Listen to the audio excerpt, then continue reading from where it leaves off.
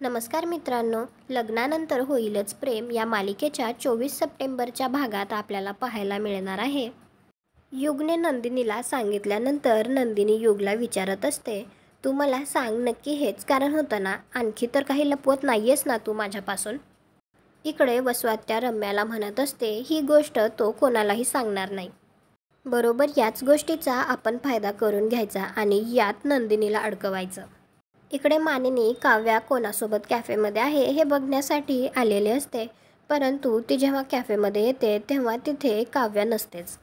परंतु तिची मैत्रीण मानिनीला तिथे घेऊन येते, जिथे काव्या आणि जीवा त्या टेबलवरती बसलेले असतात आणि त्या टेबलवरती JK लिहिलेलं असतं. तर तिची मैत्रीण मानिनीला तिथे घेऊन येते आणि ते दाखवतच म्हणते K फॉर काव्या. तर लगेच मानिनी म्हणते, आणि J म्हणजे? तर तिची मैत्रीण मानिनीला म्हणते, हे तू घरी जाऊन काव्यालाच विचार ना.